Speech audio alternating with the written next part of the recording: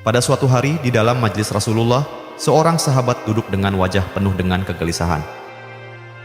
Matanya menunduk, jemarinya saling menggenggam, seolah ada sesuatu yang berat dalam hatinya.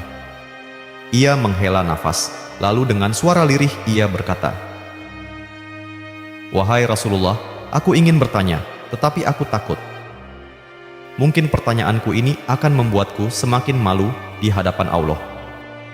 Rasulullah tersenyum lembut, tatapan beliau penuh kasih sayang. "Katakanlah, wahai saudaraku, tidak ada pertanyaan yang membuat seseorang hina jika ia bertanya untuk mencari kebaikan." Sahabat itu mengangkat wajahnya perlahan, matanya mulai berkaca-kaca. "Wahai Rasulullah, aku merasa sholatku sering tidak khusyuk. Kadang aku mengingat urusan dunia, kadang pikiranku melayang entah kemana. Aku takut sholatku tidak diterima oleh Allah. Apakah dengan sholat seperti itu, aku tetap mendapatkan pahala?"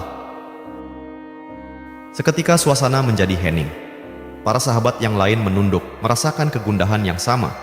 Mereka tahu betapa beratnya pertanyaan itu. Namun yang terjadi setelahnya benar-benar tak terduga. Rasulullah tidak segera menjawab. Rasulullah menatap sahabat itu dalam-dalam, lalu air mata mulai membasahi pipi baginda. Para sahabat terkejut, mereka jarang melihat Rasulullah menangis dalam keadaan seperti ini. Dengan suara bergetar Rasulullah berkata, "Demi zat yang jiwaku berada di tangannya, sungguh syaitan tidak akan pernah berhenti berusaha mencuri bagian dari sholat seorang hamba hingga ia teralihkan. Tetap ketahuilah, Allah tetap melihat usahamu." Baginda menarik nafas dalam, lalu melanjutkan, "Wahai saudaraku, jika engkau meninggalkan sholat hanya karena takut tidak khusyuk, maka syaitan akan menang.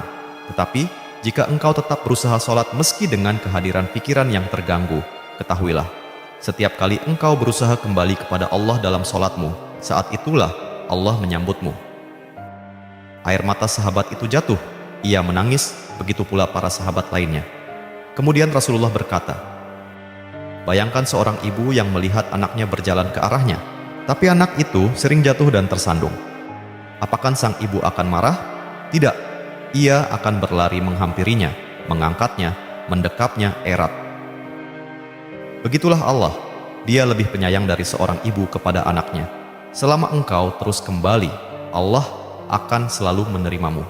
Sahabat itu menangis terisak. Begitupun para sahabat lainnya. Betapa maha pengasihnya Allah, betapa luas rahmatnya.